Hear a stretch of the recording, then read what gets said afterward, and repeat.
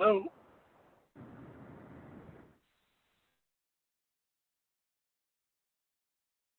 Have we started? I don't hear anything.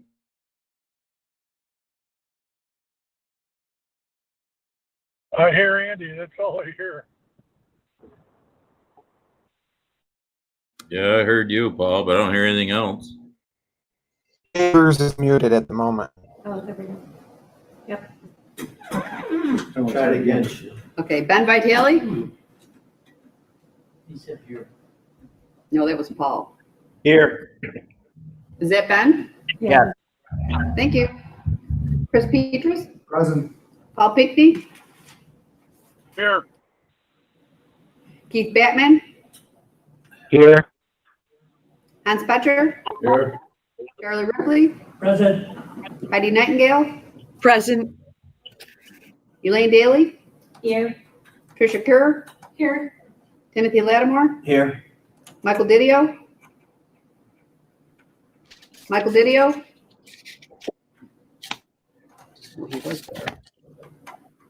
Brian Foley? Present. Aileen McNabb Coleman? Present. Please stand for the pledge. I pledge allegiance to the flag of the United States of America, to the republic for one nation, under God, indivisible, liberty and justice for all. Stand for a moment of silence.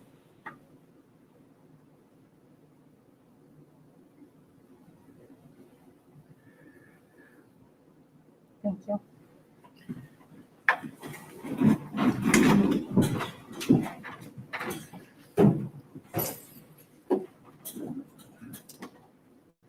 Tonight we have two public hearings. The first is authorizing the addition of real property to the Cayuga County Agricultural District. And the second is the authorization pursuant to New York State General Municipal Law 6D to appropriate from the Building Repairs Reserve.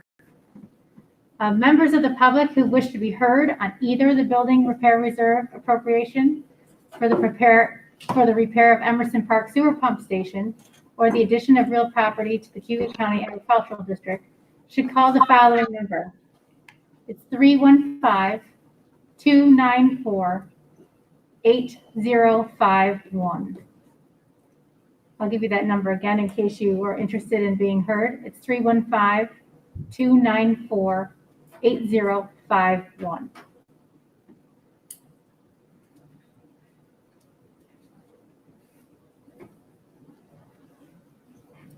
There are no proclamations listed for today. The privilege of the floor. Does anyone here wish to be heard? Okay. Minutes to approve, March 16th, June 4th, and May 26th. Move them. Second. Nightingale. All in favor? Aye. Aye. Aye. Opposed? Carried. Thank you. No appointments and reappointments. Communications and announcements. I move we dispense with the reading. Thanks, Keith. Second.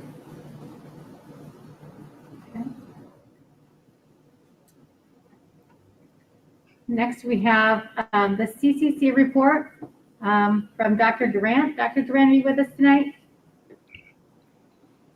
I am with you. Can everyone hear me? I think we can all hear you. Excellent. Good evening, everyone. Good to be with you. I did forward, I believe, a brief written report. Before I get into some updates of the college, I just want to take a moment and thank the leadership of the county and certainly the health department and their support and counsel to us over the last several months as we, as an institution, have been, just like everyone else, has been working through the the COVID-19 pandemic and navigating through the compliance and ultimately the our overall work with the governor and the PAUSE initiative and so on and so forth. And we really do appreciate the efforts and the support of the county during the last several months. So we, much like other entities of education, we were, when we transitioned to a fully online and remote distance education system for the last of the spring semester, we did the best we could with our students, and I think the resiliency of our student body, the innovation of our faculty, and ultimately leveraging technology to try to do the best we could to support our students through the end of the term was a big effort by all, something I'm very proud of how people responded, and I think did an excellent job. When it comes to the overall big aspects of the college at this point, we have been developing and refining opening plans, and that at the given time we're allowed to reopen and serve students in any capacity, we'll be prepared to do so, and we'll be submitting our plans both to the State University of New York, the local steering groups, as well as to the county health department for their awareness. We, when it comes to the enrollment of the college at this point through our summer session, we have hit our targeted enrollment mark for 1920, which is something that we're very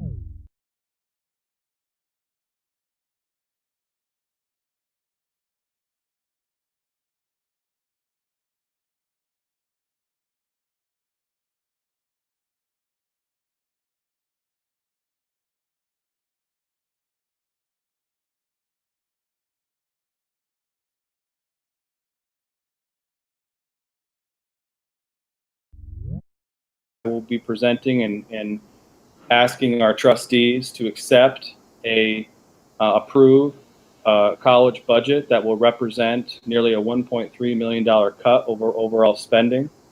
The assumptions that we're building within our particular budget that I'll be presenting to you hopefully next month for your approval, a modest tuition increase. Because of the financial realities of our state, our country, and certainly here in our county, we have built a proposed budget that I will be bringing forward to you next month that is not going to ask the county this year for an increase of sponsor support. We feel that we've been very grateful and appreciative in recent years of the increases that the county has given us. We certainly want to be in touch, though, with some of the economic realities that exist. And although we too are in a moment of concern and struggle as we're awaiting updated numbers from the state, our proposed budget to you will be for flat funding and maintenance of effort. And so hopefully you can expect that through committee next month, and we'll be looking to move it through the appropriate channels. So for us, we're really focused right now on our planning, on our strategies as we make decisions to see what our fall will look like. We're awaiting guidance from SUNY and certainly the governor's office for announcements. But at this point, we feel confident in our due diligence and our readiness, and we'll be awaiting for further guidance for formal announcements. At this point, though, we are fully remote online through the summer. And when it comes to our instruction, and as I mentioned in my report, we're starting to transition our workforce, meeting all the guidelines, back onto campus as early as next week. And for us, our summer workforce is essentially 12-month faculty and administrators and support staff alike. I'd be happy to answer any questions. Mr. Lattimore? Doctor, thank you for the report. In your written report, you talk about the capital projects. One of them is the Fulton Advanced Manufacturing Institute. You want to explain a little bit about that? And the state is not pulling any of the REDC or the DRI funding on that project. You want to just explain a little bit about that? So in recent years, we've had the great fortune to secure some private funding to build a manufacturing institute in one of our storefronts on our Fulton campus. And this past April, through your approval last December, in recommendation to the state had approved a match for those funds to be able to build an advanced manufacturing institute on our Fulton campus. We are now waiting, though, for update from the state to see if those capital projects will be included as a possibility in the updated budget. So at this point, we are on hold for all capital projects when it comes to moving forward, because we're not sure when the enacted budget gets modified, what may or may not be included in those particular cuts. As some of you may be aware, when it comes to community college state aid funding, we are looking at some of the original benchmarks that came out as possibilities for state aid for community colleges could be cut anywhere from 30 to 50%. We're advocating, obviously, for much less of a cut than that. We recognize the realities of this world, but but understanding what it could be on operations, what it could be on capital projects, both current and future, and ultimately what that's going to then do with our overall strategy and planning. We're going to know a lot more probably in the next 60 days, at least for this first quarter review, and we're waiting much like everyone else is. So at this point, that's what the project is. It's on pause, awaiting any update from SUNY. It's my belief as of this point, no new projects can be moving forward. Mr. Lattimore?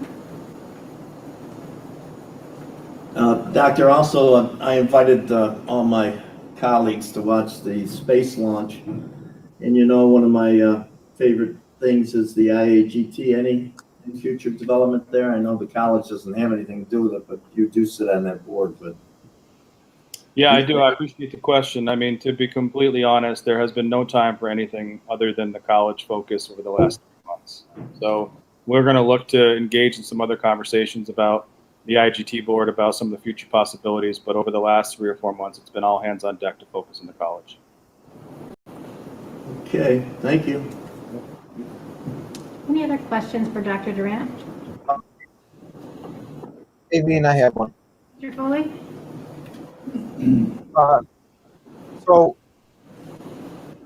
Dr. Durant, Wells is under some extreme budget pressures. Can you hear me okay? I want to make sure. Yes, I can.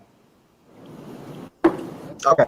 Wells is under some extreme budget pressures, and I just want to see if the community college is facing any of those similar challenges. I assume you are facing fiscal challenges, but to what extreme those may be arising, especially with the possible reduction in state aid, and how that affects your viability. Well, in round numbers, the budget that we approved last year, that you approved last year, was nearly $8 million. The budget I plan to present to you next month is going to be $28,500,000. If we get cut 20% in state aid, that's going to drop down to $27 million. So as you can see, for us at this point, we've already cut our budget 5%, and that's on the original approved enacted budget.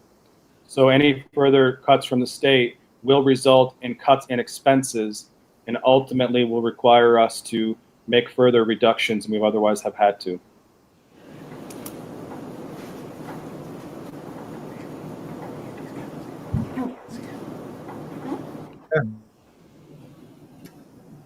Mr. Dennison? Yeah, did you get any money out of the federal government? We did. We got approximately $1.4 million. Half of that was going to student refunds through a financial aid program for Title III funds, and ultimately that part has been given to us. The other amount of money is to go towards institutional supports. And when the guidelines that have just come out in recent days, literally the last couple of days, for what's allowable for those funds to be utilized for, it's a little bit more restricting than we hoped. We were hoping to be able to fill in gaps, but ultimately at this point, we're going to be working to see what we can line item to maximize as much of that $700,000 as possible. We literally have received guidance within the last 48 hours and are trying to comb through that at this point. I also should mention, though, related to some of the financial aspects of those cuts, one of the realities for the community college is the way that we're funded is our fourth quarter base aid payment actually is supposed to come in July. And so for us, whatever the cut is that gets expected in this first quarter, not only do we know that it's going to reset the trend for next year's funding, we expect it to be a loss of revenue for our current year. And so for our current year, that's where we want to try to maximize as much of the CARES Act money as possible so we don't have to go into our fund balance. We've already managed our budget this year to cut expenses so we don't have to use any of the original approved fund balance. But if we lose 20, 30, 50% of an aid payment of $1.6 million with 45 days left to go in our fiscal year, we're going to have to, utilize fund balance to minimize some of that loss, and CARES Act for what's allowable.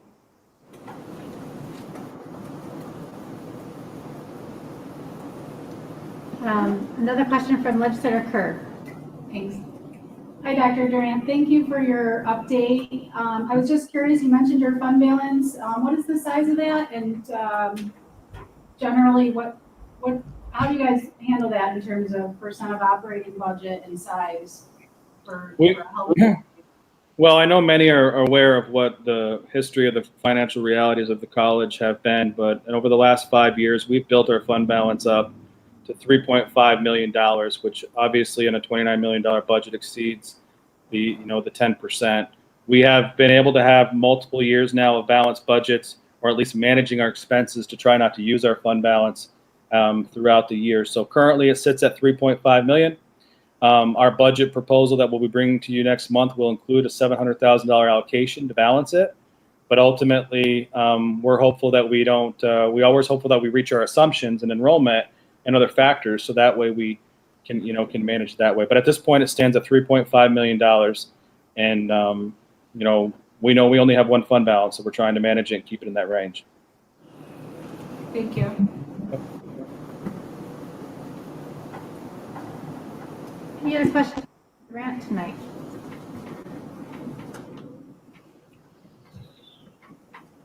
Okay, thank you, Dr. Durant, for joining us and for the update this evening. All right, thank you all. Be well. Okay, up next, although it's not listed on our agenda tonight, I've asked Lynn to do a brief update of the budget and the process that we're following at this point. Okay, I'm going to go over this updated projection for the 2020 budget. I will be sending it out to you afterwards, so you can look at it in a little more detail then. We've gotten our large sales tax payment. There's another small one that we get into June, but we've gotten the bulk of it in.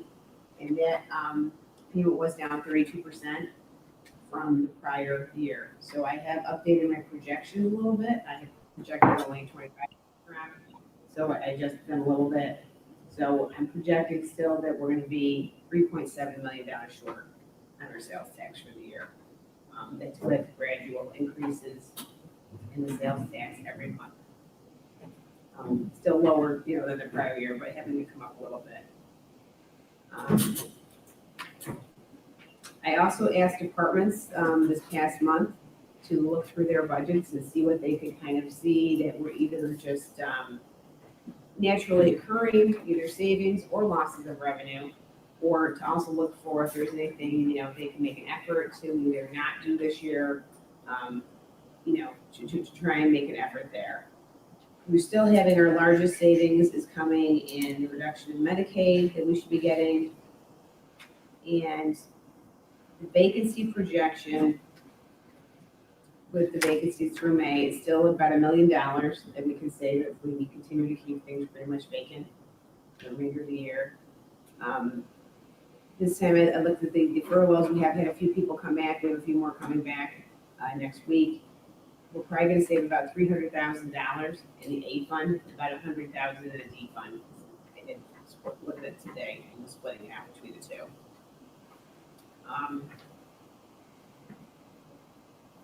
Sue Dwyer handed in some information, and it pretty much showed that the DMV revenue is down significantly. So even though we furloughed people, it really isn't going to probably get us that much ahead because the DMV revenues down since the office is closed for sure. Treasurer pretty much had the same projections that I did. We're in right now unrealized gains. We have the stock market. We probably wouldn't realize any. Related gambling, I have that being reduced. Interest earnings are also down. Interest rates are down, so we're not going to earn as much interest as we had budgeted. I did talk to Kelly Anderson. They're still looking and hoping that they might be able to have some type of an auction. She's talking to other counties about either maybe doing something virtual or if there's any other options, over the next couple months. So she hasn't put that completely to bed yet, and that brings in $1,000 in the 3 years, but we do have budgeted $250,000 in revenue. So hopefully she'll still be able to do something with that later in the year. So that's still an option.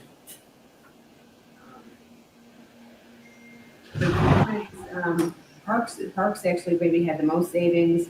They had obviously bringing back some of their seasonal staff. And they actually did have in the budget a brand new full-time position and upgrading positions from full-time to part-time. Neither of those things have happened, so that's extra savings that we have right there. They also have lost a lot of their revenue. Obviously, there's no parking revenue, there's no voting revenue, so that reduces their savings, but that's about $130,000. Social services, they are looking at for the current year. It's very hard to estimate. We have some contractual expenditures like travel, gas, some basic things like that we're not using. Our safety net expenditures are down for the first 4 months of the year, and that's overall safety net, which would include homeless and people living in apartments, but Grace didn't have time to analyze the breakdown between the two. We just compared 4 months to 4 months, and it's down significantly, about 200,000. I wouldn't anticipate it would stay like that all year. I'm unclear. It could actually be an effect of COVID. People were pretty much staying put where they were, and they may not have been coming down here and looking for assistance. Maybe they had relatives they could stay with or something like that, and they worked something out. So, I mean, even in social services, aside from the vacancies, because I'm counting all that in another spot, they're looking about 200,000. OFA, maybe about $60,000 there. Actually, they got to cover some meals, so that's good. So overall, we're still looking at about, I'd actually reduced the loss of state aid to 10%, $1 million. We haven't heard anything. So I don't know if anything's gonna get cut, or it could end up being 15 or 20%. We just don't know. I'm going with 10 right now. So really we end up with a revenue shortfall of about 4.7 million. And we're gonna have expenditures lower by about 2.5 million. So we still have a gap of 2.2 million. So I did look, our fund balance at the end of 19 was about $18 million. We used 1.4 million of it for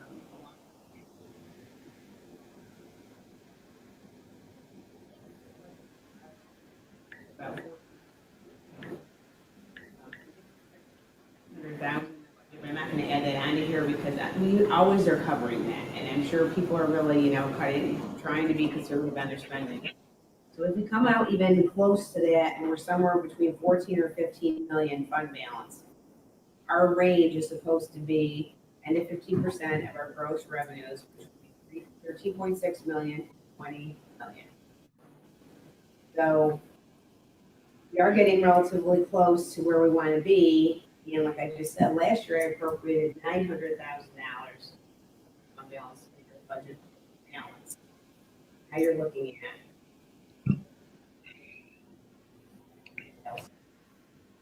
there. So,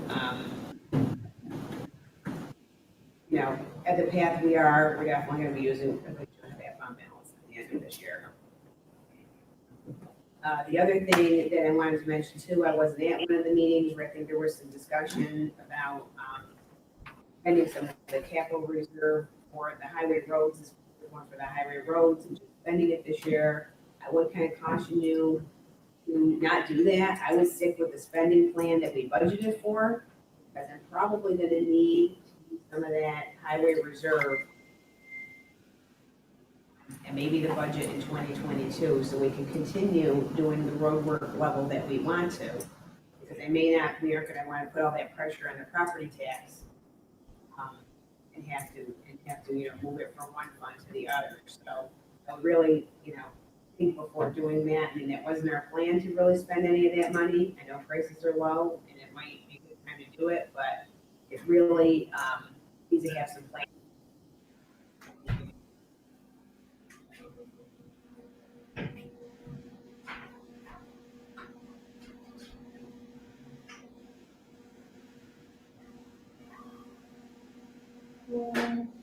And they can hold off on some expenditures this year. But clearly people saw too, they have a lot of revenue accounts that are, if they're small ones, $10,000, they might only be bringing in 5,000. So things go hand in hand. Department, anywhere that they had savings, we lost that revenue too. the fees that people pay to environmental for all the carnivals and all the food permits. I mean, obviously, we're not getting paid any of that money because people aren't doing anything. So like, I hadn't thought about that until I saw it, on the paper. So there's little holes like that kind of all over the place that you don't really think about when things are shut down. So if you have any questions right now, Legislator Daley? Just the savings in Medicaid that you're referring to is what the county doesn't have to put in towards its local share because the federal government gave some additional money, increase their federal share. Is that a one-time deal? Do you have any idea, or is that just a way to give federal funds to local governments? and how it was done, because I was reading something from NISTAC actually the other day, that it was hinging on as long as we have a state of emergency at the federal level. And so they were hoping it wasn't gonna get lifted before June ends, because that will then lock that increased FMAP in also for June, if it somehow got cut off. So the longer that goes on, the longer we'll get the 6.2% extra. Once it ends, In our shares. well, Or hopefully it'll be in our share some days. That's one of the problems too, is that none of it has been communicated to the local districts. We are still paying the same amount every week. The state has not passed through any reduced savings yet, so we're still having to pay the same amount every week. we're just hoping at some point. I mean, I think by legislative law, they will have to, but they really have until March of 2021, I think, within their own fiscal year for them to make it right. That'd be retroactive.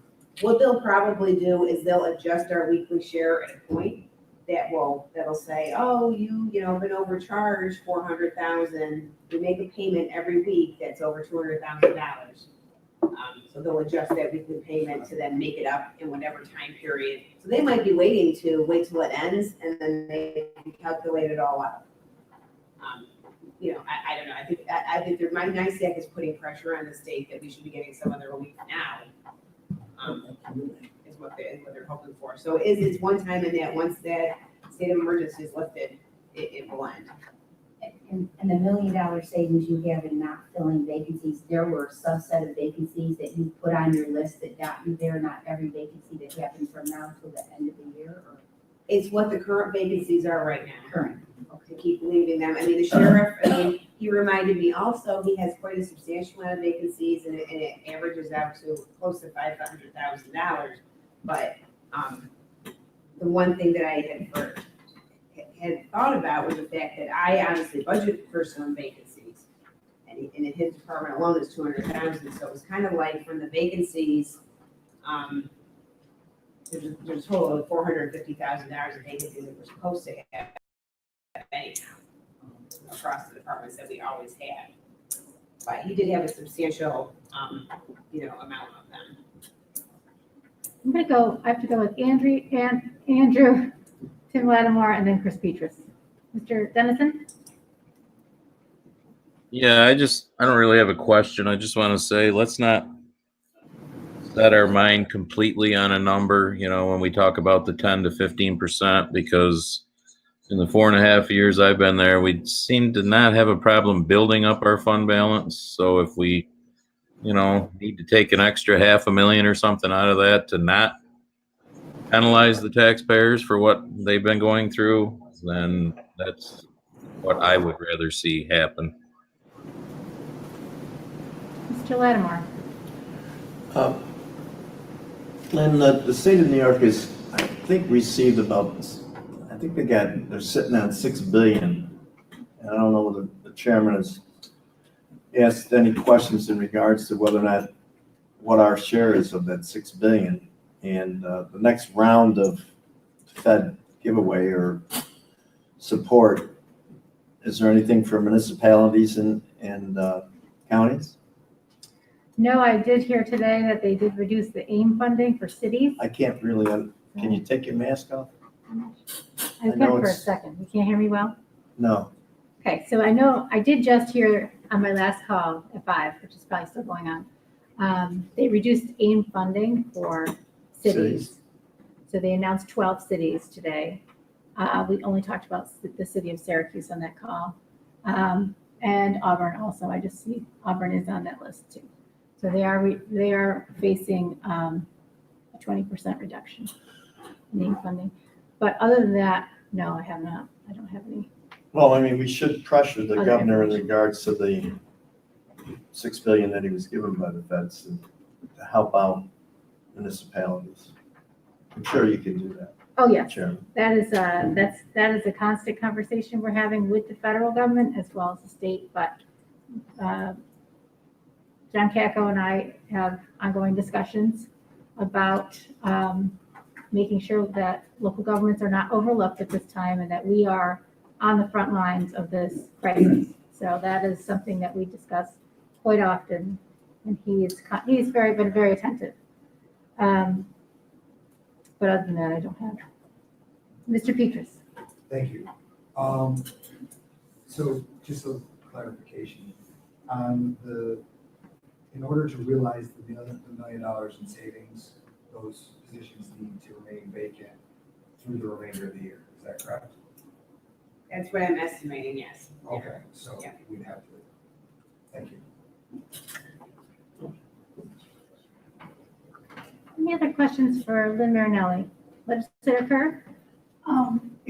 Lynn, you mentioned the safety net numbers being down, and there's two components. So can you just go into that a little bit more about what comprises that? Yeah, I mean, safety net is the program for single adults, so there's no children on those cases. And we pay for housing, majority of people are housed in apartments, and we pay their rent to their landlord. So it's kind of defines your case type, right? You're either a TANF because you have children, or you're a safety net because you're single. And then we provide housing for homeless people in either category. So if you're TANF and your family, we actually receive 100% reimbursement for all of the expenditures for TANF. And safety net will only get reimbursed 29%. So we have one account that we pay all those expenditures out of, and we pay it on the person's case, whether they're in an apartment or whether they're in a homeless shelter or in a hotel. So Grace has to kind of do some extra work and analysis to try and identify each month how much was this, how much was that, and you think it would sound simple, but it's really not. We have real reports by vendors, we have to add them up, it's pay types, it's all paid on the state computer system. So she really didn't do that, but she did look. We could just clearly see 4 months to 4 months, it was down by 200,000 for the 4 months. One of the reasons I think is because of the temporary assistance through federal aid with enhanced unemployment and then suspensions on evictions right now are in place in the state until August. But when that runs out, I'm thinking we're going to see some stuff. Yeah, I would think we would too. I mean, we also have some increased foster care costs, so I'm not counting all that savings at all because the foster care is up higher. And, we have a couple kids in the institution and it's extremely expensive, so it does not have to be that the numbers are shooting through the roof, but the expenditures can go up really quick. Mr. Lattimore?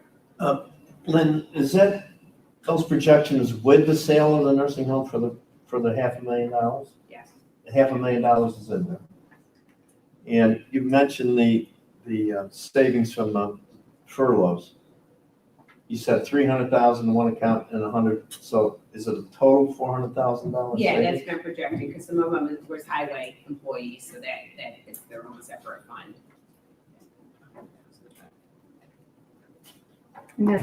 And that has decreased because of some have come back overall. Ms. Kerr? When you're meeting with the department heads, do you meet with all of them? I'm absolutely not meeting with the department heads because we only met with one or two. We will be meeting with all of them when we do their 2021 budget. And when we do that, we review the current budget again. So I always, as part of the budget, is reviewing the current year that we're in, so I can get an accurate projection of the use of fund balance at the end of the year. And obviously, reviewing the current year helps you know what you need to budget for the next year. So no, I reviewed, probably about half the department sent me things. I reviewed them, had a couple questions for people if it wasn't clear what they wrote on there, and that was it. I mean, I went with Brenda and Ray because they had some more complicated things.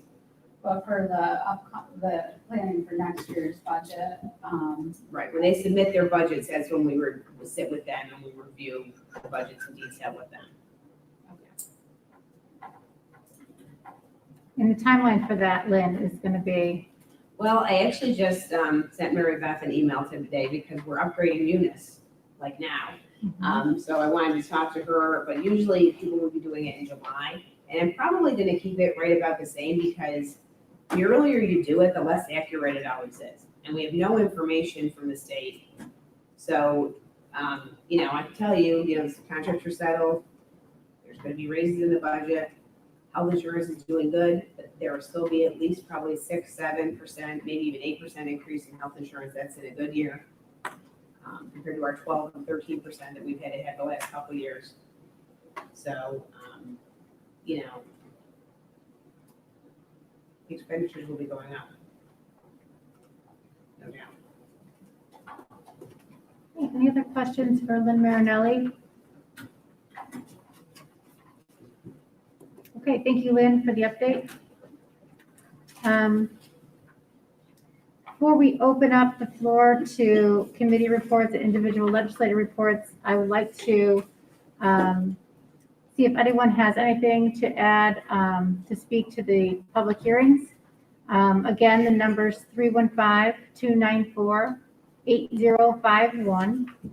And this is the public to be heard on the building repair and reserve for the repair of a sewer pump station at Emerson Park.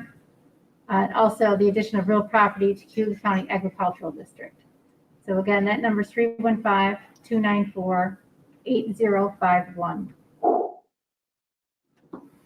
Okay, I have, before we open the floor to all legislators, I know that Legislator Whitman has an update to give us about broadband in the county. I do. Great. So as I think all of us here at least know, the governor's broadband initiative was to bring high-speed internet to areas that don't have access to it. Quite a few years ago. It was over 4 years ago, New Visions was awarded some pieces in the county, and that New Visions directly affects my district. They were awarded a big chunk up there. The good news is the project's 97% complete in Cayuga County. The bad news is the 350 homes that are left are in my district. And this is a project that was supposed to be completed 2 years ago, and it's still dragging on.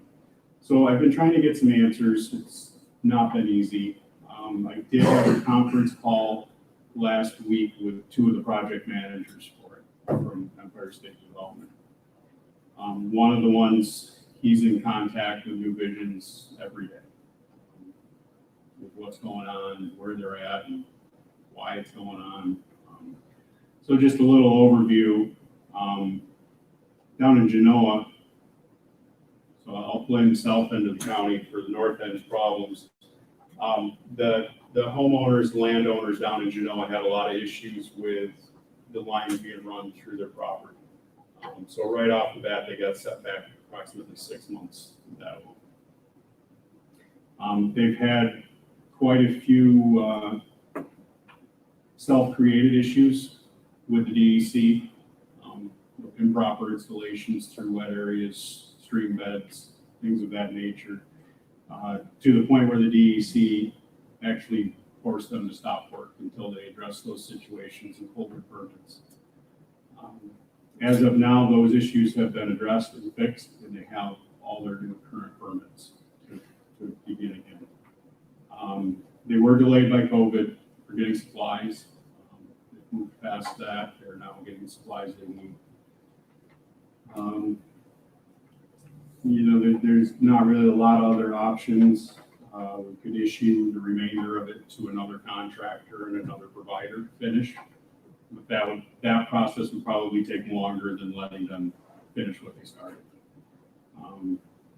We're looking, I heard this last year, so I'm going to hold my breath and see what happens this year, but we're looking at October, November finish date.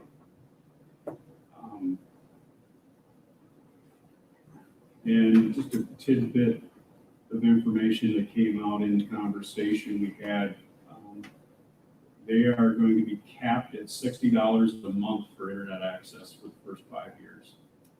So they need to provide that access for no more than $60 a month for 5 years.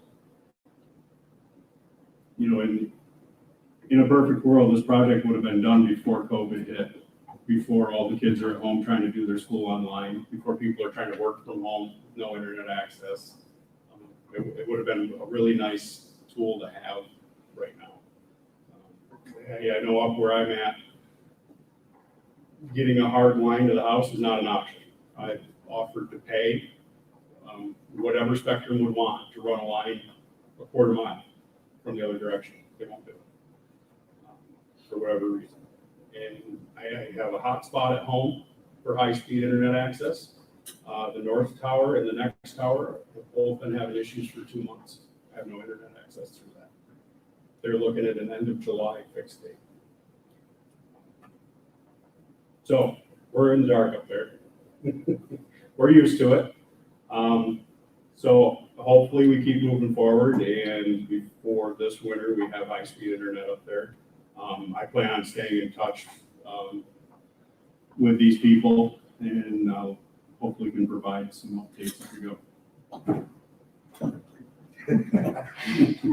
Start with Mr. Lattimore, then we'll go to Mr. Ripley. I confer to Mr. Ripley first because I think he's had pretty good success in his area. Go ahead, Charles. I have been on top of this new visions from the very get-go. And a lot of what Mr. Whitman had just expressed is true. But it's not only those issues. We had issues right here in Chambers with the guy that was up front there that delayed us more than a year. We should have all been hooked up by now, had it not been for that. That's all I gotta say. There was other issues at the upper end that also delayed the issue. I'm not gonna get into names because it's not gonna do any good at this point. But he is trying to get it hooked up. And it is good service. And it's $90 a month for all three. Oh, for phone, high speed. Is that what you're saying, a package? That's phone, internet, and TV. Oh, okay, good. Mr. Lattimore. Madam Chair, I've been involved in government for a long time now, and I've seen where progress has been delayed by politics on major projects, steel mills, bottle plants, bun factories. It's amazing how this town or city of Auburn and the county sometimes doesn't want to move forward. And I think Charlie and I were on point from the beginning, long before COVID, to say those kids and those families need to have high-speed internet. Yes. I know you showed me pictures, and I think it was Verizon that was in ditches or whatever. But this county has a problem where we can't have a major project. I think it was 12 million that Verizon had, where one highway department guy can say, I'm going on vacation, I'm not going to be around, you can't start, you can't even come into my town unless I'm here. You're going to have to wait. And that's whether or not it's a phone line, whether or not it's a water line, whether or not it's gas and electric, whatever it is. We've got to have some kind of master program in place that supersedes those town supervisors or highway guys to say, it's not going to happen, but that's why we don't have progress in the north. Quit talking about it. No, I mean, we can change laws. I think Mr. Petras is in charge of maybe studying whether or not this form of government that we have now is correct, whether or not we need a strong chair or whatever. Mr. Peters would like to be, but he is not. Yeah. But anyways. For the vote of confidence. I want to have people in an emergency that have access to basic water, sewer, internet, whatever we need to hunker down. And this is just proof that one person can keep a town from having access to what they need. And that's incorrect. I have Mr. Dennison, and then we'll go back to Mr. Whitman. Yeah, not to just, keep prolonging this, but we can sit here and argue all night and blame government and blame whatever, but I think a lot of it has to do with who was hired in what areas to put it in, because, we're in the north too, and pretty much everyone around here has had it for quite a while because we had Spectrum. Now, I'm not blowing sunshine up Spectrum's but I'm just saying, they come in, no problems, no issues, boom, we got it. So maybe that's the problem. Maybe we shouldn't have 4 or 5 different companies putting it in. Mr. Whitman. At no time did they bring up the towns, villages, or highway departments were delaying the project. They did say that New Visions has already been fined $20,000 for some of the delays that they've created themselves in the project, and they're very aware of the issues that are being created and are not afraid of withholding more money. We need to do that. What I wanted to say before we move on to the next topic is, I know that Legislator Kerr and Legislator Foley were also working simultaneously with the IT department to also kind of allay where in the county we still had pockets and everything. Did you want to speak to that, Legislator Kerr or Foley? I know that this sort of came about the same time, simultaneous. So. Yeah, I can speak to it a little bit. Sure. I don't think it's an accident that we're speaking about it right now with COVID going on. It's highlighting some of the problems we've had with infrastructure forever in this county. And it is a big deal for a lot of reasons during COVID, especially with access to all kinds of online things and ability to work from home, things like that. So we did want to get an update from the IT director on where things were at with high-speed internet access. We are looking at it. Paul has provided a lot of information about different initiatives that are happening privately and publicly in your state. There's a lot of advocacy happening right now around high-speed internet access to get funding and to support new projects. The governor has formed a task force late last year. He formed a task force specifically to look at this issue in upstate New York. I do believe they're going to be having public hearings across the state at some point around that. From my perspective, I'm just trying to get an understanding of the full scope of the issue in our county. One of the things the IT director provided for us was discrepancies in data based on who's providing the information. So the FCC shows one coverage map, but then other, like Microsoft has put out another map that shows, well, you technically may have the coverage, but the access isn't there. So from my perspective, part of what I want to have a better understanding of is, even when this New Visions program gets fully built out, where does that leave us as a county with coverage for people?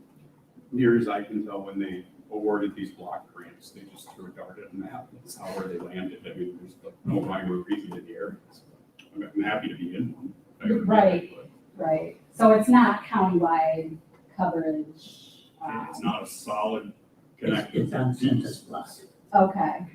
And it was, if I may, the census box was assigned by the Public Service Commission and the Broadband Office. Made no sense how they split it up, because one company can't go jump this town or this road. It was screwed up. It was screwed up right from the beginning. They figured that out too late. Mm-hmm. But the governor had released those restrictions so that the ones that were providing the service in a census block could go through another census block without interfering with another company. Mm-hmm. It's crazy that it cost them more money in the long run to do that, but they were willing to spend the extra dollar to get the service to the next census flag. Okay. I have, Well, yeah, I mean, sometimes it doesn't make sense how these programs roll out to begin with, but I do think Oh, as a county, like, we should be looking at it and, keeping an eye on the funding opportunities that are gonna be coming through, participate in the hearings and, really make this a priority for our county, for economic development especially. I think we're gonna be positioned, for growth after COVID. There's a lot of reasons why people would wanna move here. But remote access to be able to work from home in our rural areas is going to be a key part of that picture. before we move on to the next topic, I have Mr. Pinckney on the line.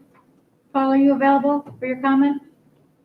Yes, I'm running through Summer Hill, which I'll probably lose signal here any minute. But my question was to Tucker if he's had any face-to-face conversation with Carmen as of late. Is that for Tucker? Yes. Okay. I have not talked to Carmen recently. It's been a few months.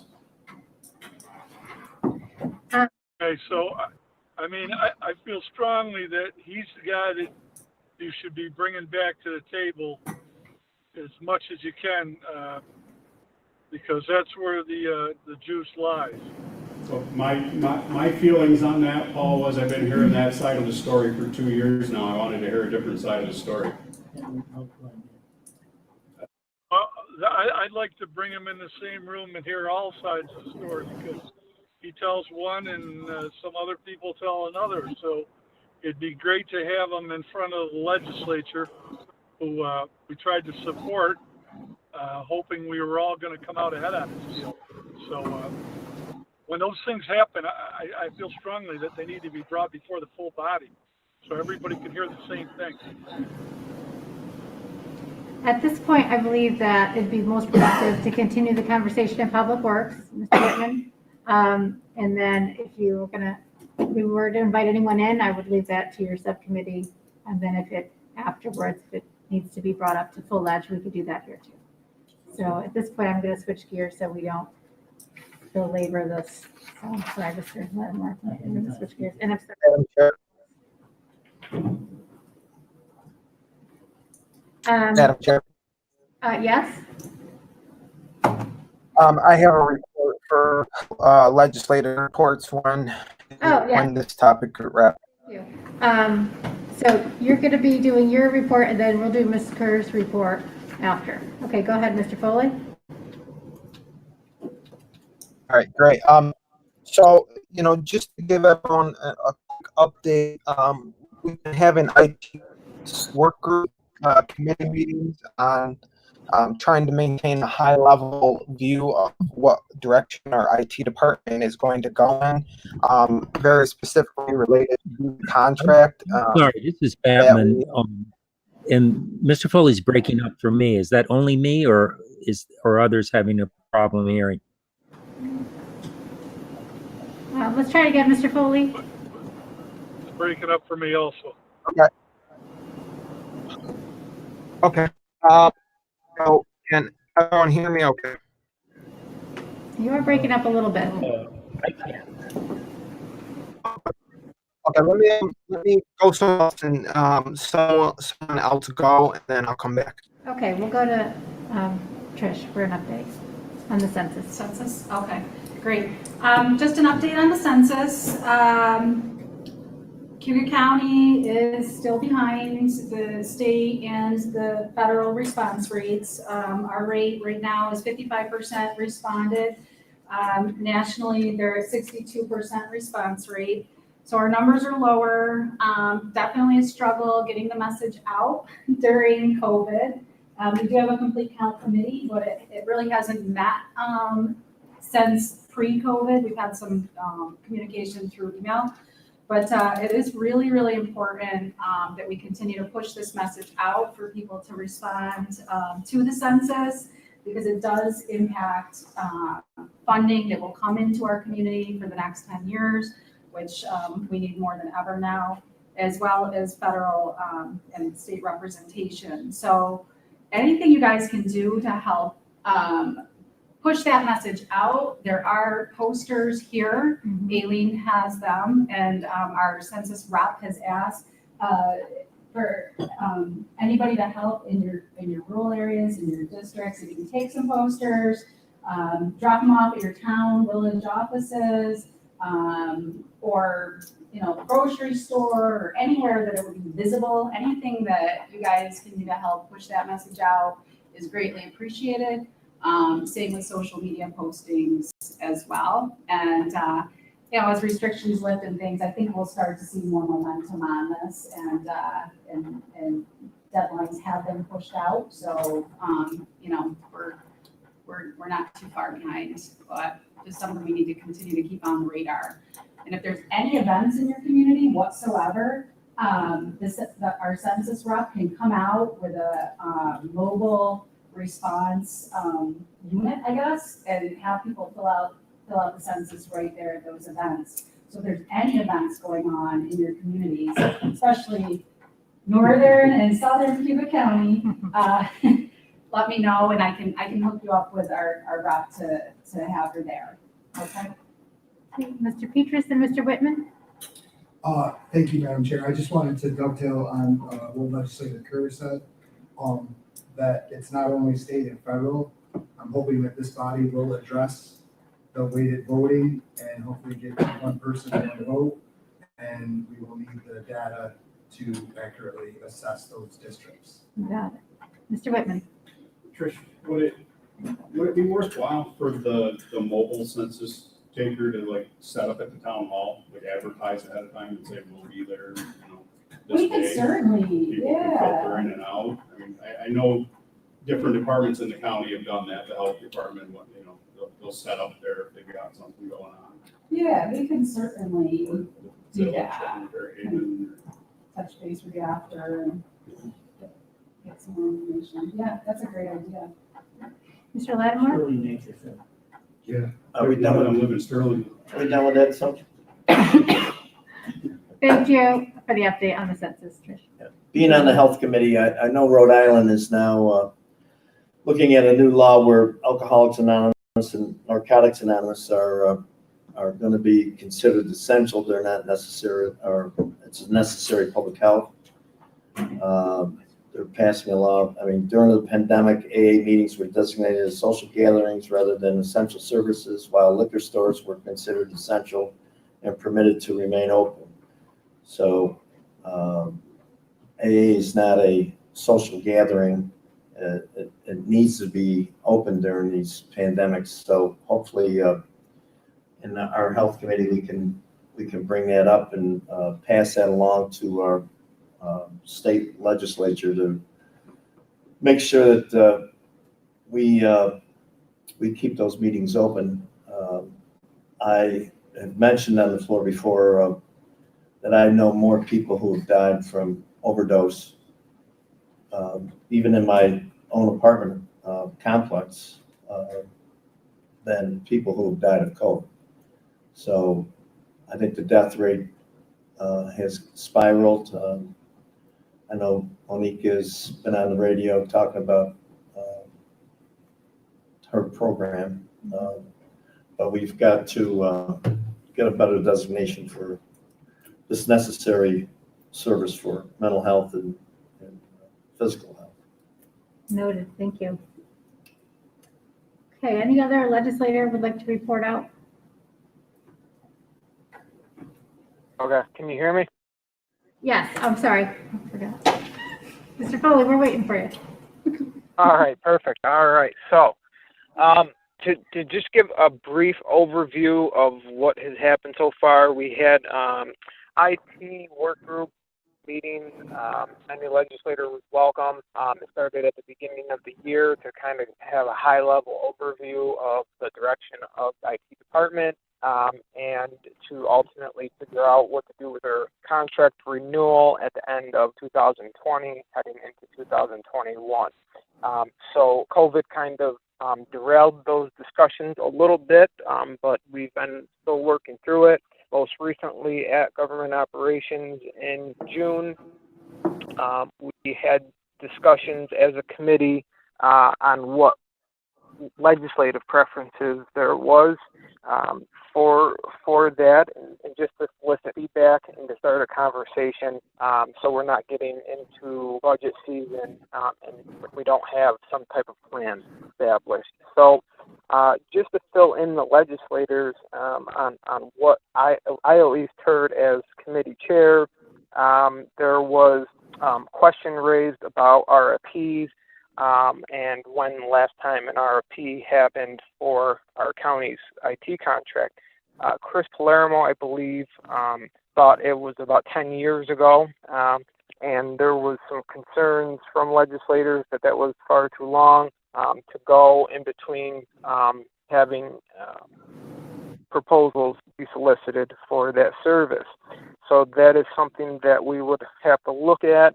And ultimately, it might end up costing us money if we go that route as a legislature, because we can't have the potentially the company that we are having write the RFP, our in-house IT department, be the same company that's going to bid on it. So we would have to outsource that somehow, and it's just something to think about. So that's the first thing that I heard. The second was that I think Mr. Lattimore brought up what are other counties doing. We are in the process of just trying to see how they handle their own IT department. Third suggestion was to see if there was any collaboration we could have with the college, and possibly they could write an RFP. And so we're kind of in those discussions. I hope to have something, at least some type of report, preliminary report, available to the legislature in August, just to start discussions again on that. And if anyone has any additional comments, feedback, questions, please send them to me, and we will look into them. So, I mean, that's pretty much where it stands, and I just wanted to make sure everyone has an update. Any questions about the IT update from Legislator Foley? Okay, hearing none. Okay, next on the agenda is the chair report. I'll try to breeze through this a bit. I know it's getting a little late. So I wanted to first discuss the regional control group and updates. As you know, the control group consists of Cayuga, Oswego, Onondaga, Madison, and Cortland counties. We communicate daily with regional advisors on testing, results, and the intricacies of the phases as they have reopened. As your representative on the control group, I have received and corresponded with many members of the public on various issues related to reopening, such as guidance on businesses, sports, houses of worship, municipalities, playgrounds, fields, etc. I'm happy to be working with the members of this group. We will continue to monitor and advocate for our communities in the collaborative process that we have established. A form of phase 4 reopening could open as soon as this Friday, according to my 5 p.m. call. Guidance for phase 4 is being established and will be shared as soon as it becomes available. As a region, we have demonstrated the need for such guidance and have voiced our frustration with the overall rollout of these phases with the governor's office. Although reopening is a much welcome change to the life we've been living, please continue to wear masks, socially distance yourselves, practice good hygiene, and please stay home if you're not feeling well. The regional control group is monitoring testing and results daily, and we want to continue this forward momentum. Our infection rate for our county's control group is one of the lowest thanks to compliance with measures. I was asked to present a statement on behalf of the legislature at the Cayuga County Social Justice Task Force demonstration a few weeks ago. This community gathering resulted in very powerful messages about social injustice. We have an immense responsibility to act on pervasive racism in our community with more inclusive dialogue and policy change. I am humbled to have accepted the invitation to join this task force, and I will continue to provide updates to the legislature as this group progresses. In a little over a month, the furloughs are set to expire, and we will welcome back our staff. Related to this timeline are ongoing discussions with departments about budgets, flexible workplace options, and constraints on the workforce moving forward due to COVID-19. Our budget discussions will continue over the coming weeks. I am planning a special budget meeting for the legislature to take place next month to update us on our 19-20 performance, as well as a plan for the 2021 budget. I will send an email in a couple weeks on this. Our DMV is finally opening by appointment tomorrow, June 24th. There has been much discussion and collaboration to get to this point. The DMV is accepting appointments for permits, licenses, and IDs. Please go to the Cayuga County website and make an appointment under the DMV. The opening of the DMV is our first foray into opening our county office building doors to the public. Please monitor your health, and face coverings are required for service. We're firming up our safety planning for the county, and that document will be ready soon. In the meantime, the health department has reviewed almost all departments to assess their offices and public areas, and we have provided engineering protocols such as plexiglass and furniture, in addition to sanitizer and signage for both our employees and the public. The interview steering committee has concluded interviews for the highway superintendent. We have scheduled a special meeting for Monday for the legislature for the purpose of presenting the steering committee's top candidates. You should have received an email earlier today about that, but I hope you can all make arrangements to join us here Tuesday? on Monday, or Tuesday, sorry. Thank you. It's Monday or Tuesday. So please, again, Tuesday, we have some good candidates to put in front of you, and we'd like your feedback. Last Friday, at the request of Keith Batman, a group convened here in the legislative chambers to discuss the Cayuga County Water and Sewer Authority's master plan and the vital importance of water treatment plant in Aurora. State Senator Pam Helming joined us, as well as Assemblyman Gary Finch, Bonnie Bennett, the mayor of Aurora, Michael Quill, the mayor of Auburn, Doug Selby for the Water Sewer Authority, Eileen O'Connor with Environmental Health, the DEC, the State Environmental Facilities Corporation, Mr. Petrus joined us, and legal representation from each municipality were here, as well as engineering firms, and to discuss the next steps in the process of the planning process for the master plan, as well as where we are in helping Aurora with their water treatment plant concerns. We're also concerned with suspecting the closure of Wells College, whether or not that's going to happen, how that's going to impact this plan moving forward. So we as a legislature will discuss action items from that meeting this month moving forward. I appreciate all of the communication with the legislature over the past month. I realize that governing in this new virtual setting presents challenges, and you're all rising to the occasion. I'm really excited tonight. We have 3, 4, 5, 6, 7 of you here, which is great. It's nice to see faces and have productive back and forth exchange.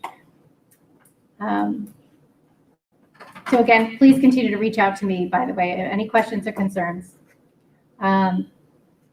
To repeat Legislator Kerr's statements, please be sure you participate in the census.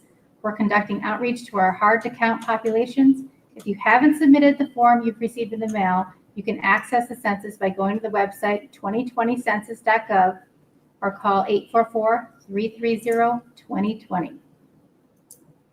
Today is primary election day for both respective political parties. Please do not forget to vote. The polls close at 9 p.m. There's a department head meeting scheduled for tomorrow at 10 a.m. And overall, this concludes my report. Do you have any questions for me? Mr. Lattimore, and then Mr. Petrus, then Mr. Dennison. Madam Chairman, the second water supply is very important to the county of Cayuga. Is it going to cross more than one highway department so that we have some, if we decide to spend the money on a new water system, can we get up front before we even start the project that everybody's in concurrence that necessary, and so that we don't have one highway person saying, well, you can't come this way, you got to go around. So I would think that they would have to be in the room. Noted.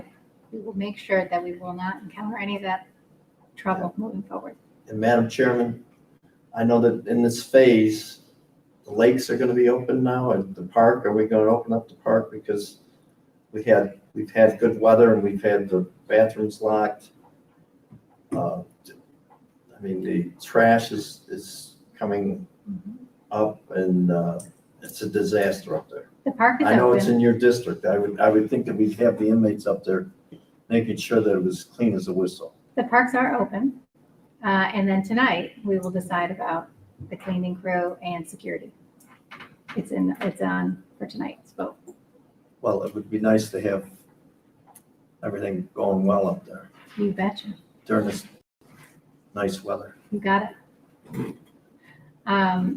Mr. Petras? Yes. Yes, and then Mr. I'll Dennison. make this quick. I just would be remiss if I did not comment on the governor's actions today. Phase 4, which to my understanding is the final and end phase, will be implemented possibly Friday. And much to my dismay, the governor, by fiat, has decided that malls, gyms, and movie theaters will not be included in phase 4, the end and final phase. This is disconcerting for a number of reasons, not the least of which sales tax, malls, they're a major driver of sales tax for us and other communities in our region.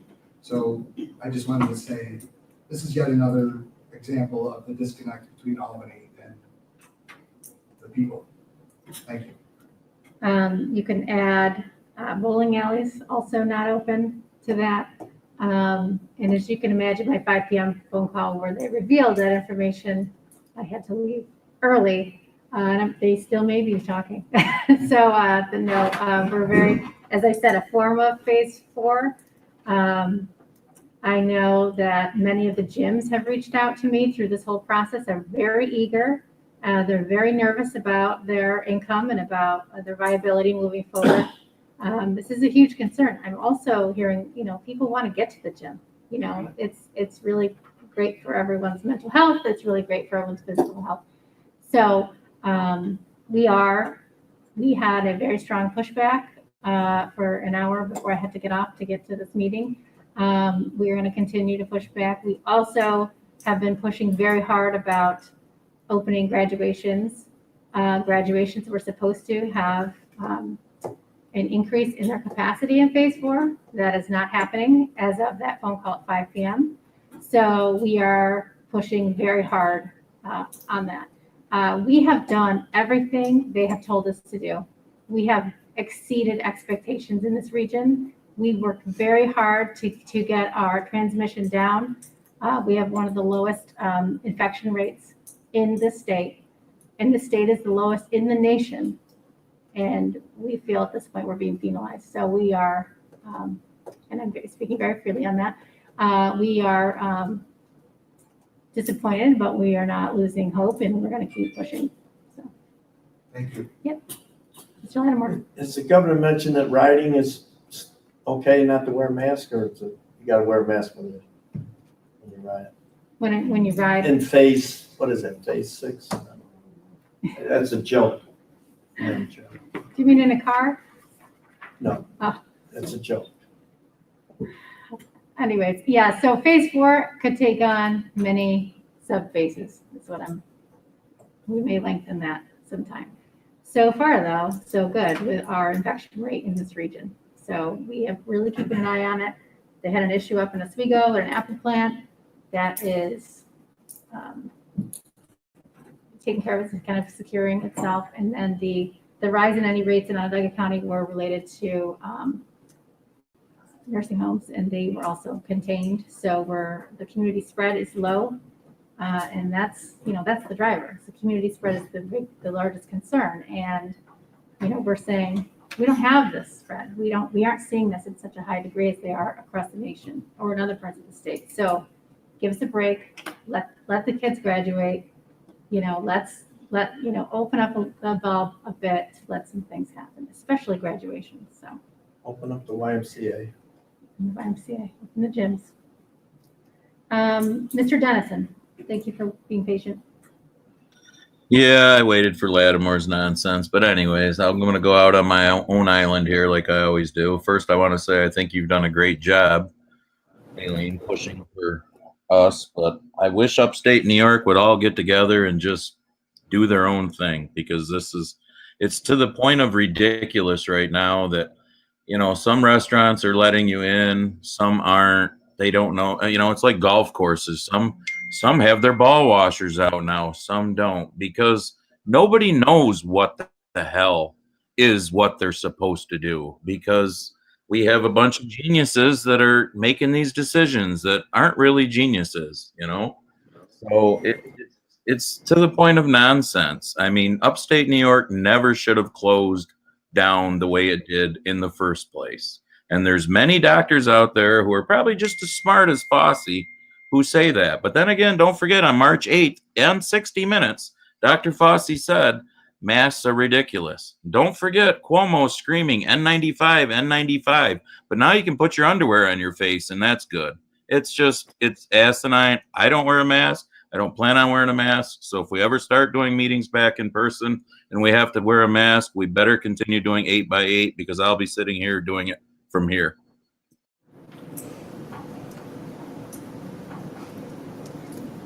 I have no rebuttal for that.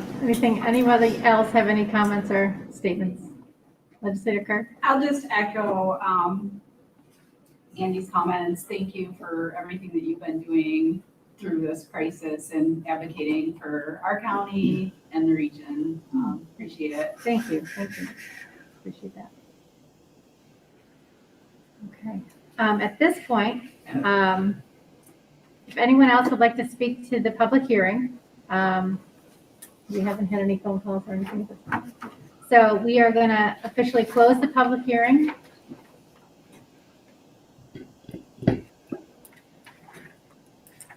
And then we're going to move on to resolutions. Mr. Petrus, for Ways and Means. Okay, thank you, Madam Chair. Ways and Means has 4 resolutions. They've been to the committee. I need to do an amendment on WM2, so at this time, I would like to offer 1, 3, and 4 as a bundle, unless anyone would like them separated. Okay, so we'll take it one at a time. WM1 is related to the appointment of the county auditor. Okay, can I get a motion? For WM1? I'll move it. Daly, second. Legislator Kerr. Okay, discussion on WM1. Mr. Whitman?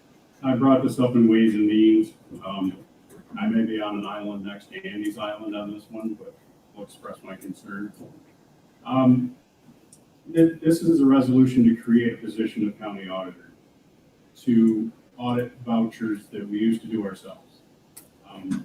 Ways and Means Committee used to audit these vouchers at the meeting. Then we created the position of county auditor full-time. Then we dissolved the position of the full-time county auditor. And now we're looking to recreate a part-time county auditor position. And pay them, I think it's approximately $12,000 a year, do what we don't want to do. So I'm not in favor of the position. Has nothing to do with the individual that's taking that. Okay, any other comments or statements or questions or for discussion? Okay, hearing none, all in favor? Aye. Opposed? Aye. That's carried, thank you. WM3? Okay, WM2 is fixing the day and notice of public hearing on local law authorizing the purchase and service contracts to be awarded on the basis of the best value pursuant to New York General Municipal Law and Finance Law. At this time, I'd like to offer an amendment. It's so when we first started 8x8, we had one number, and at this time the number has changed. So the new number is 315-294-8051. So again, my amendment would just simply be to change the phone number to 315-294-8051.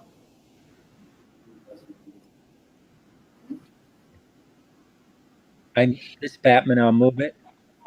Okay, Second. discussion.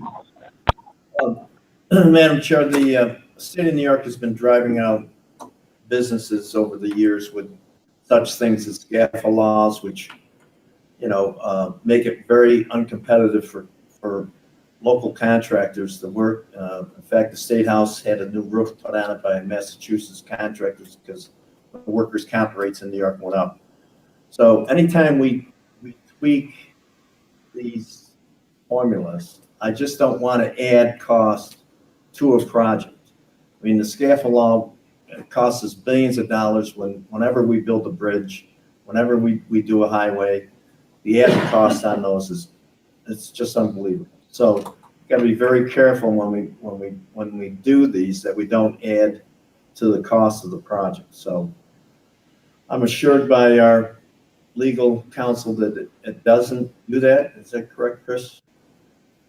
It does not add costs. I wouldn't, not for the reason you said. I mean, it's, it allows you to award bids on the basis of value as opposed to strictly the lowest responsible bidder. So, for example, you have the lowest bidder, but the quality isn't there. It might cost you a little bit more up front, but with better service contracts or, I'm using this as an example.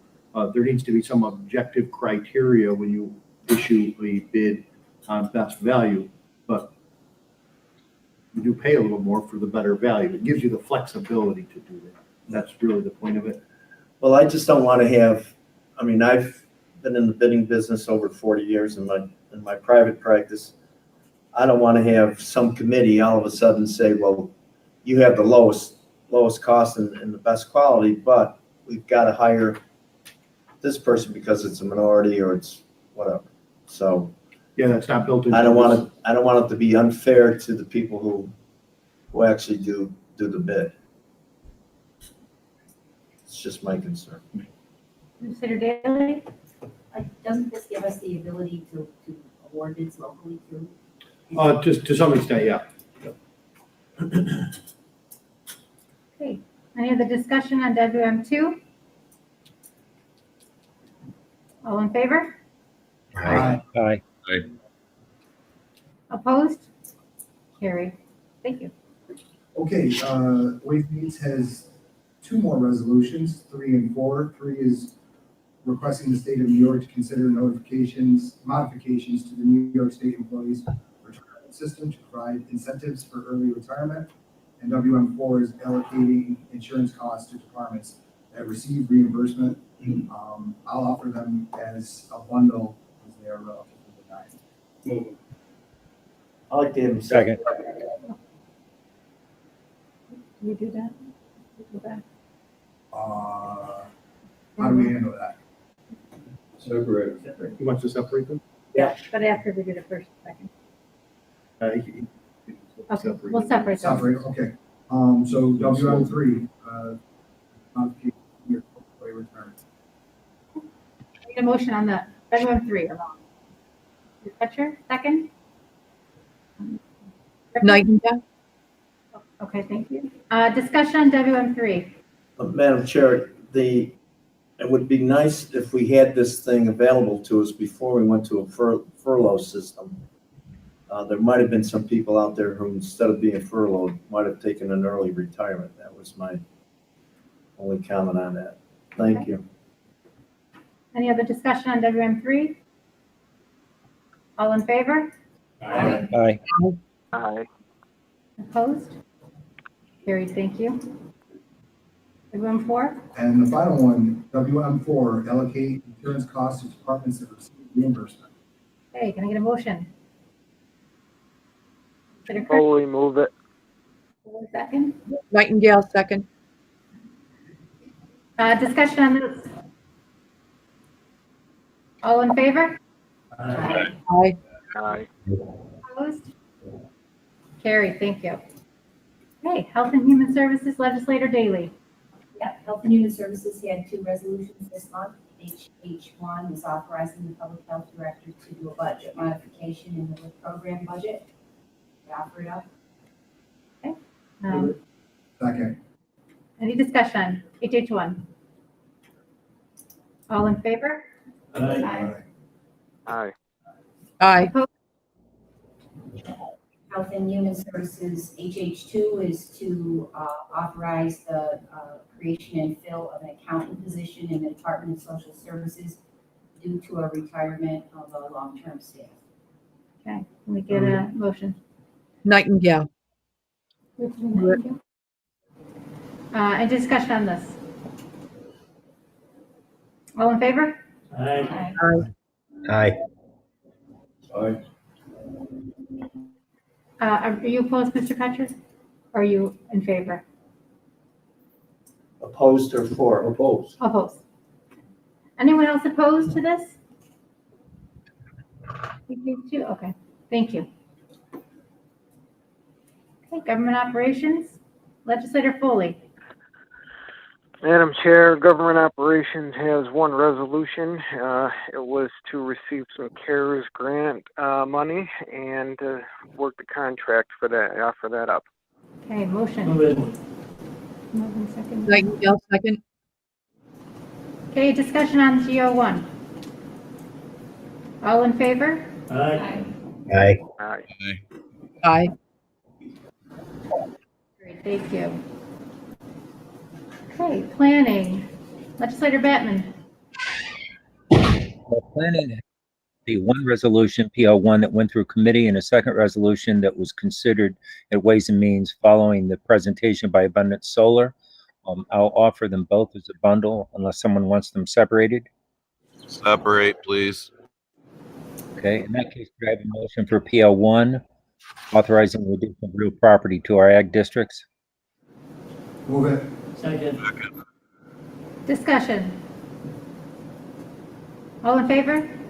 Aye. Aye. Opposed? And PL2 is authorization to amend the lease agreement we have with Abundant Solar as a result of changes in the New York State NYSERDA and other energy credits. We had a presentation for Ways and Means, so I will move it if I may. Okay, need a second? Second by Tally. Any discussion on this? Discussion? Mr. Lattimore. Madam Chair, I know the governor's high on solar energy, but with the price of natural gas being as low as it is, I still think that this could be a situation where it's not the right idea. I also mentioned that, we do have a committee system and we've established CAPUSA to review these things, which, and then come back to the full board and recommend for or nay. That process wasn't done again, so I'll be voting no on this issue. Okay, any other discussion? Yeah, Madam Chair, I just want to say that, New York State was in a boatload of debt to start with. Now with COVID, our boat is basically sunk. So maybe this is not the time to be dabbling in these things. So I also will be voting no. Further discussion? Okay, all in favor? Aye. Opposed? Aye. Aye. Aye.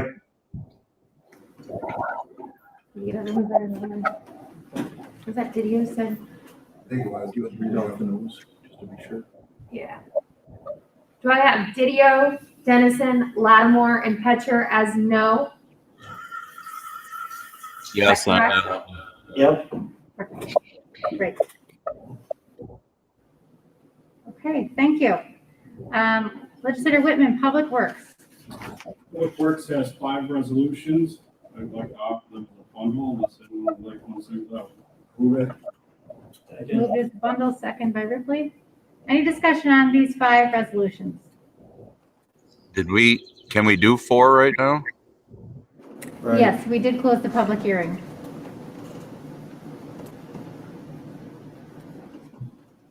Okay, any other discussion on these? All in favor? Aye. Opposed?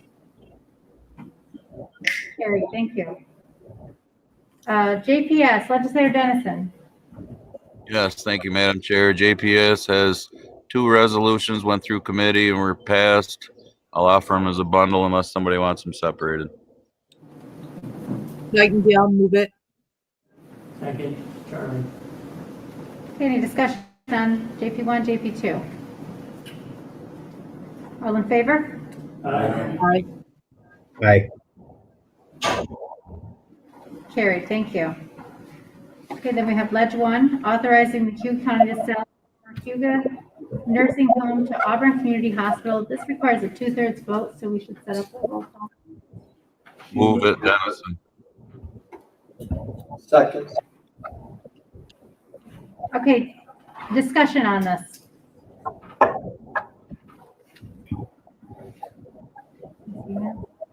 Legislator Kerr? Yeah, I just wanted to, take a minute to talk about this and my vote on this. I realize this process has started long before I even came on the legislature. So I appreciate opportunity to ask questions about the sale, which we did have. My questions were asked and answered. I am going to be supporting the sale tonight. I do think it's a great opportunity for our hospital. It's been part of their strategic planning discussions for a while now, and it's clear how it fits into their longer term financial plans for viability. So I do want to support it, but I also want to recognize that there was an alternative proposal for this building to look at our homeless situation. That problem hasn't gone away, and I just want to reaffirm my commitment to continue working on that. We've established a work group through HHS. I'm excited about the partners we're talking to. And I know that this is a big problem, but one that we're gonna work through and find a solution to. So that was all I wanted to say. Thank you. We have Legislator Nightingale, Legislator Dennison, and then Legislator Lattimore. This is Legislator Nightingale. I'd like to say that I too am going to vote for the sale of the hospital. One of the important things that I learned in doing research is, and also remembered from living in the community, 10 or 15 years ago, our hospital was in such poor financial shape that it was actually on the verge of closing. And so while I also, being a new legislator, had to go back and revisit a lot of research and work that was done by all of you previously to me, and work done by our department head, particularly Ray Bazzari, on our homeless issue, I feel that we also have a very strong need in this community to have a local strong hospital, and the plans that have been explained along with this sale make that very clear to me that that's possible. I personally want to live in a community that has a strong community-based hospital, and like I ditto Legislator Kerr's comments that I want to continue to work diligently on alternative solutions from the nursing home for our homeless population. It continues to be a financial burden on the community, as well as a social and emotional burden as well. So thank you. Thank you. Mr. Dennison, then Mr. Lattimore. Yeah, 2 things on the whole homeless thing. I'm not saying that we don't have a homeless population, because I think every county does, but I'm still waiting for clear-cut answers as to why we're housing so many people from other counties, and I haven't yet got them, other than the state tells us to. Well, that's not a good enough answer. What are we doing that is attracting people from other counties? Last time I checked, most counties have hotel rooms. And tonight we heard that our homeless costs were down. So now I'm really confused. But as far as that place there. I mean, we complain about the state pushing things on us. Senate made it clear they did not want that. So do we want to be like the state and say, well, beat our chest and say Cayuga County is going to tell you that you're going to have a homeless thing there, whether you like it or not? Well, I'm not. Maybe some of the rest of you would like to, but I'm not. So, but I'd still like some more answers on the whole homeless thing, because tonight made it even more confusing listening to Lynn and then listening to Ray in the past few weeks. So I'm not sure what the answers are. Mr. Lattimore. For economic development purposes, we need strong schools and a great hospital. And as Ms. Nightingale mentioned, the Berger Commission, I testified at that years ago when the hospital was in trouble. You know, we were going to have to even give up birthing at the hospital. So it's very important for our economic future to have a strong hospital and good schools and a good community college. So go NASA. Any other discussion before we go for a roll call vote? Okay. Tucker Whitman, Yes. Andy Dennison, Absolutely. Ben Vitale, Yes. Chris Petras, Yes. Paul Pickney. Still on? Paul Pickney? He was driving, so maybe. Okay, I might have lost him. Keith Batman, Yes. Hans Petcher, Yes.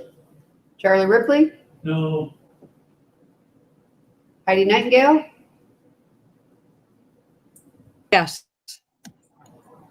Elaine Daly, Yes. Tricia Kerr, Yes. Timothy Lattimore, Yes. Michael Didio, No. Ryan Foley, Yes. Aileen McNabb Coleman. Yes. Passed. Passed.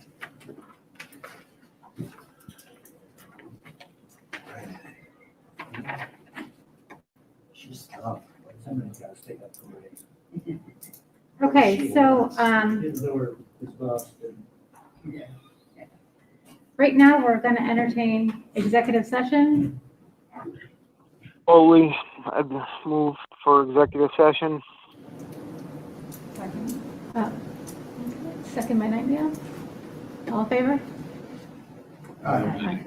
We're gonna move to executive session, and we have the instructions to go to a different number. or- Just for the people watching, could you state your reasons, Ms. To Daly? go into executive session for 3 items of discussion: the employment history of a particular corporation, the proposed real estate transaction, and the employment history of a particular person. Okay, thank you. Do we have another, or we're gonna move? So we can keep the YouTube live. Okay, so we're going to vacate and go to the other room. I've invited, Ms. Marinelli to join us. The legislators, the ones that are remote should have all received a link to join us in the other room. Okay, so please join us on your other link for executive session, and we will meet you in the other room. What's the real?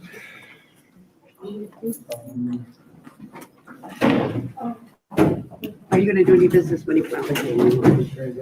Oh, yeah. No, definitely. I got it. Let's have I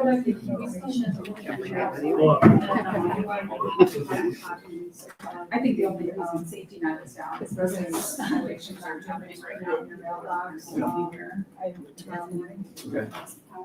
He said no. Are we leaving? Aileen? I'm sorry. You said no. You said no. So we're gonna- Yeah, but no, because they have to pay for YouTube, but. Sorry.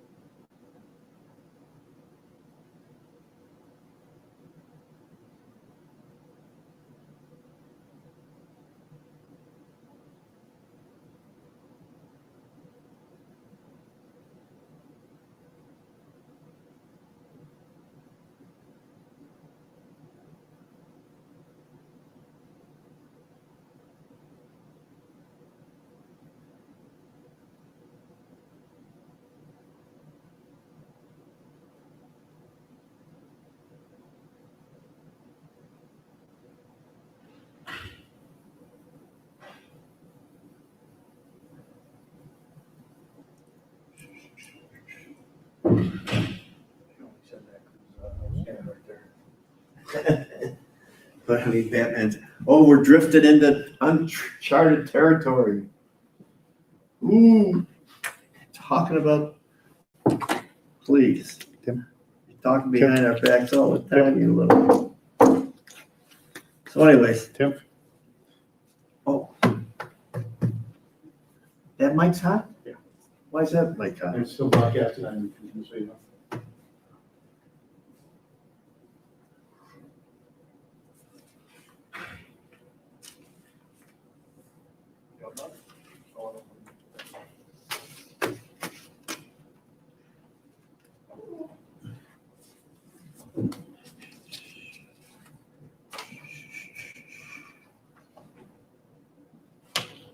Hello. I've been waiting for you for half an hour. Where you been?